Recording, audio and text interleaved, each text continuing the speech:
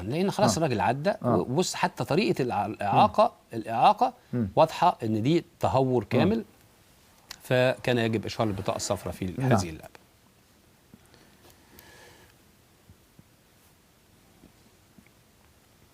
نروح للعبه ثانيه ونشوف هنا في فاول اتحسب لصالح الزمالك. هي اللقطه دي اللي هتبان يا جماعه. معلش هات اللقطه دي ثانيه عظيمه بعد اذنك. هو حسب الفاول لصالح الزمالك. ايه اللي عمله لاعب ام بي؟ ولا حاجه. لاعب الزمالك جاي من مسافه بعيده جدا. هو اللي قفز. ولما هو قفز عرض نفسه للخطوره. فوقع. انا ممكن اوقف اللعب عشان انا قلت موقف اللعب على خطوره على اللعيب. اوقف اللعب عشان اللاعب في بص لاعب انبي هو ملوش دعوه. بص واقف حتى في مكانه. شوف المسافه دي قد ايه. واقف في مكانه وبينط عشان يلعب الكوره. هو اللي جاي من بعيد. يبقى اذا هنا على فكره ما كانش مدي فاول. يعني انت حضرتك لو شفت اللعبه ارجع عظيمه سنه صغيره كده. هو ما اداش فاول لكن يبدو ان كلمه ازعجته وقال ان الفاول مش مزعج او مش مقلق. فبالتالي هو على فكره لو وقف اللعب. خلي عين حضرتك على الحكم. انا عارف. هو عارف لو وقف اللعب وعمل اسقاط. انا قلت كده. بص خلي عينك على الحكم. خلاص هو مكمل اللعب اهو. لا وقف اللعب. وبعدين شاور بايده. بالظبط. هو بعدها بعد ما الكوره مشيت انا صحيح ده فاول في نص الملعب وشاف. وعلى فكره وهو لو ما صفرش على فاول ووقف اللعب عادي وعمل اسقاط لعيب انبي هيدي كل لعيبه الزمالك. ده صحيح. هتبقى معاه. فلكن حاجات صغيره خلينا احنا نلقي الضوء عليها ونقول ان ده عشان ما حدش يقول ان دي فاول. لا دي ما فيهاش فاول. الخطا هنا مش موجود. هل كوع مثلا؟ هل متصور انه لا ده طالع بينط عادي. ده اللي جاي من بعيد. تاني جاي كمان زي حراس من بعيد. احنا ورينا لك اللقطه. ماشي يا جماعه مش محتاجه اعداد كتيره جدا اللعبات دي يعني. ماشي تمام. نروح للحاله اللي بعديها. حاله تسلل.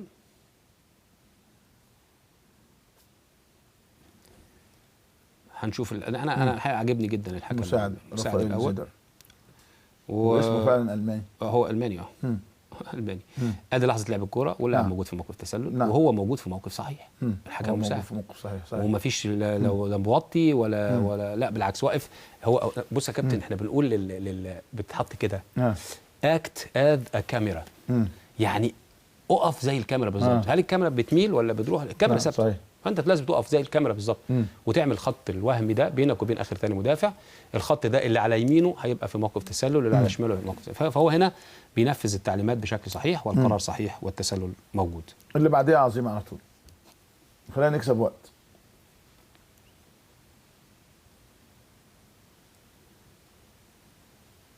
بص كمان الهدوء في انتظار لما اللاعب يتداخل. نعم. ويؤكد ان في وده اللي انا قلته برضو الحقيقه. ايوه. نعم استنى خالص. هنا بقى في المسك. احنا قلنا في مسك بالجسم. مش لازم المسك بالصوابع. في مسك بالايد. التكتيف بالايد ده مسك اهو. بص ده مسك. خلاص بقى فاول. وكان مهتم قوي بالايدين النهارده. قرار صحيح. نعم. الحاله اللي بعديها جبناها بتاعت الهدف الملغي. مش هنشرحها تاني بقى. خلاص شرحناها بما فيه الكفايه وانتهت.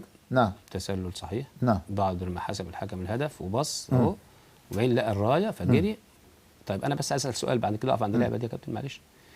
احنا الاجهزه اللي ب 7000 يورو 5000 يورو عملت ايه في اللعبه؟ صحيح ولا قلب. يعني لو الجهاز مش موجود هيعمل نفس الحكايه. هيصفر جول وهيبص يلاقي الرايه موجوده. لازم الحقهم الاول. فيروح ايه؟ فيروح رافع رايته. نعم. يلا نروح للحاله اللي بعديها.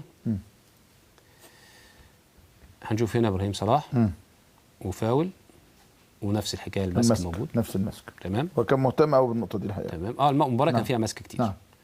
هنشوف هنا عبد الشافي.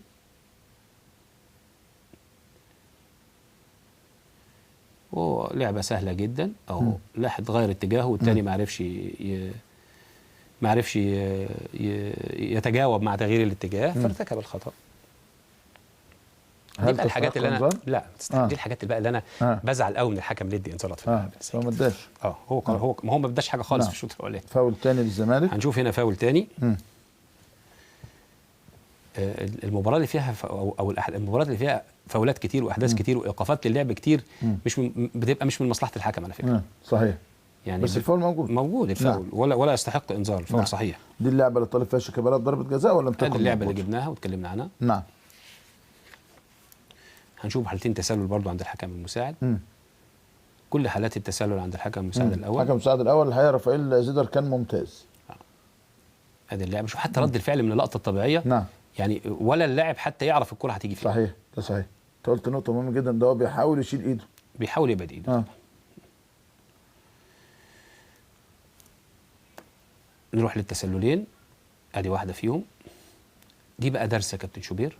عايز اقف عنده شويه، لان انا كنت لسه في محاضره لحكام منطقه القاهره ووقفنا عند النقطه دي، بس للاسف ما كانش عندنا فيديو.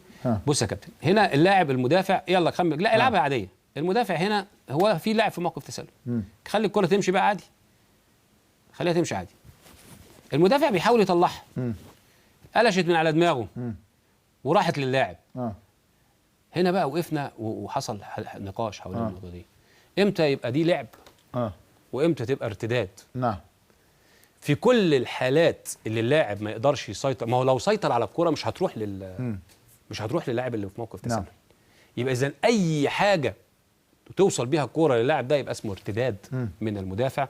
يبقى تظل لحظة لعب الكرة هي الأولى، واللعبة الثانية دي أو نلغي إن الكرة اصطدمت خالص في هذا المدافع، ويبقى الرجل في موقف تسلل ويعاقب عليه. نعم. كويس إن احنا جبناها، لأن ما كانش عندنا للأسف صورة، فأنا فرصة إن احنا نقولها لهم بالصورة عشان ما تبقاش مشروحة بشكل نظري بس. ده اسمه ارتداد. الكرة كده ارتدت من المدافع للمهاجم اللي في موقف تسلل. تسلل تاني عند نفس الحكم المساعد اللي شغال كويس وبيتمركز في شكل جيد جدا لغايه دلوقتي لسه اهي. ادي موقف التسلل والقرار صحيح. كل حالات التسلل عند الحكم المساعد. والحقيقه اتاخر جدا في رفع الرايه لحد ما الكره وصلت لاحمد جعفر، وده المطلوب. نعم. هنشوف هنا في فاول، انا مش عارف السبب فيه ايه برضو، هنشوفه مره ثانيه. اللاعب هنا دوس على الرجل، لو داس على رجليه يبقى لازم اديله بطاقه حمراء. لا انذار ايه؟ لا لو انا اعتبرته انا شايفه ان هو بيجري عادي وبيلعب الكرة عادي. لو لعب الكرة عادي او بيجري عادي يبقى ما فيش فاول خالص. لكن لو داس على رجلين فتح الله يبقى فاول بطرد. شوف الموضوع هيتنقل من ايه؟ كبير جدا. فرق كبير جدا. ما فيش فاول خالص اذا الحكم راى ان الراجل ما داس. طب انت شايف ايه يا كابتن جمال؟ انا شايف ان هو يعني ايه، راح عشان يلعب الكوره، مش قصده الإزاء، مش قاصد الإزاء، يبقى انا ما احسبش فاول. حتى لو اصيب فتح الله، حتى لو اصيب، لان هو هنا براح هو بيمد رجليه عشان يلعب الكوره. دخول فتح الله هو اللي خلت الوضع ده حصل. خلت الوضع ده حصل. نعم. شوف اللعبه اللي بعدها، الحاله اللي بعديها. نشوف احمد حسن هنا كان له الحقيقه فاول في اللعبه دي. هنا اتزق واتشد وما اتحسبش حاجه. والحكم هنا اهو كمل اللعبه، لاعب مسيطر على الكوره، وادي الزق اهو. نعم. اهو اللي جوه منطقه الجزاء زي اللي بره منطقه الجزاء، واتزق وبعدين اللاعب الثاني ده كمان ده كمان اللي جاي الثاني ده عمل فاول تاني. يعني في فاول هنا بالدفع بالايد، وفي فاول هنا بالدفع بالجسم. وكل ده بعده عن الكوره. خلي بالك اللعبه بمكان زي ده بتبقى طبعا مؤثره، طبعا دي فرصه. اذا هنا فاول مرتين وهناك اصرار من الحكم على عدم احتساب الخطا. نعم. نروح اللعبه بعديها ونشوف هنا اللاعب. شوف سرعه الهجمه. لما سرعه الهجمه دي تقف بهذا الشكل لازم يبقى فيه انذار. نعم. ما فيهاش، ده وجوبي، انذار وجوبي، مش ما فيهوش مساحه للتفكير. لا ينفع تفكر ولا ينفع تقلل من اهميته. وهو بيكلمه بيقول له تعالى عشان اديك انذار. وبعدين فجاه تراجع، بينده له بيقول له تعالى هتاخد انذار. حط ايده في جيبه. يعني حط ايده في الجيب دي معناها وادي ايده اهي. قال له المره الجايه هديك. ادي ايده اهي دخلت في جيبه اهي. اهو خلاص ده واحد بيدي انذار. صحيح. ايه اللي وقف الدنيا؟ ما لقاش الانذار. ده شفوي بقى. والله ما بهزر، انا احساس انه ما لقاش الانذار. لا الكارت موجود اهو، رجع تاني. والله احساس انه دار على الكارت ما لقاه، رجع تاني. لان انا حتى وانا بعلق قلت انه كابتن دي شخصيه طلع انذار. دي شخصيه حكم. انت هنا تراجعت عن قرار، يبقى هنا تدخلت عن تعمد في انك تحتسب قرار غير صحيح. دي ضربه الجزاء وشرحنا انها صحيحه 100%، وجبنا تنفيذها كمان واكدنا صحه الحكم وقرار الحكم. بعد كده في الدقيقه 58 كان فاول. بدات الانذارات اول انذار بقى من الدقيقه 58. مدرسه قديمه جدا جدا. انا الحقيقه انا لست مع مدرسه قديمه جدا ان انا ابتدي وبالظبط كده. يعني ابتدي بقى ادي انذارات بعد ربع ساعه من بدايه الشوط الثاني. والله بتتقال كده، وفي بعض النصائح بتتقال كده للحكام. ده كلام طبعا مش منطقي. يعني شوف الفاول اهو. يعني احنا شفنا قبل كده اكتر من لعبه اصعب من دي. نعم. على فكره هو الانذار ما كانش عشان الفاول كمان، عشان الكوره، عشان الكوره اتلعبت بعد الانذار. ما علينا. الفاول ده عشان زق الكوره. اذا هنا في انذار للعب الكوره بعد الصفاره لما طلب منه الانذار لصبحي. لانه شاط الكرة بعد الفاول. تمام. نعم. نروح لعبه بعديها ونشوف هنا في خلاص دي الفاول. هو الفاول الحقيقه ما يستاهلش انذار. هو ادى الانذار لاضاعه الوقت، ويبقى ده قرار صحيح. نعم. كلام سليم. تمام. تعال نشوف بقى اللعبه دي ونشوف هنا في تدخل بعنف. في تدخل بعنف واصيب كلا اللاعبين، لكن التدخل من الاصل من عبد الظاهر. وعبد الظاهر دي اللعبه اللي اتصاب فيها ربنا يشفيه ان شاء الله. ربنا يشفيه. نعم. بص هو الدخول هنا في فاول ووقوع عمرو زكي على ركبه عبد الظاهر كمان ادت الى اصابه، لكن من البدايه هو كان في فاول وانذار يجب ان يكون عمرو زكي كده. بص هو عمرو نزل وهو ركبته تقريبا في وضع مش مظبوط، وضع جانبي، وعمرو تقيل ونزل عليها، فدي بص دي اصابه عبد الظاهر. لا دي اصابه جامده، لكن فيها فاول على عبد الظاهر. فيها فاول وانذار. نعم. خلاص بقى هو خد الاكثر، اصابه عبد الظاهر خد الاكثر من الانذار. ربنا يشفيه ان شاء الله. هنشوف بقى انذار احمد رؤوف هنا. وانذار. نعم. اهو وراح لغايه عنده واداله الانذار. لا الانذار موجود في جيبه يا كابتن، طلع المره دي. امال ايه في جيبه؟ في جيبه. طب يبقى الشوط الاولاني يمكن يكون ما كانش معاه، مش بهزر والله. ده الشوط الثاني احتمال، والله ما بهزر. ممكن يكون مش معاه، نسيهم في الاوضه من توتر. ادي الانذار مستحق. انذار مستحق. فيها تهور بدرجه عاليه. فيها تهور بدرجه عاليه. نعم. طبعا اخذنا الحركه دي اللعبه دي وقلنا ما فيش تحايل، وقلنا كان يجب احتساب فيها ضربه جزاء. نعم. وخدنا هدف انبي الثاني الحاله اللي بعديها، وخدنا سقوط شيكابالا كمان، وخدنا الحاله الاخيره اللي طيب خليني خلاص احنا كده خلصنا الحالات اللي موجوده عندنا يا عظيمه. بس اسالك كابتن جمال، اتفضل. هل الظروف اللي احنا فيها، مش الظروف، احنا من 2006 نهائي كأس مصر دائما وابدا حكم اجنبي. ايوه.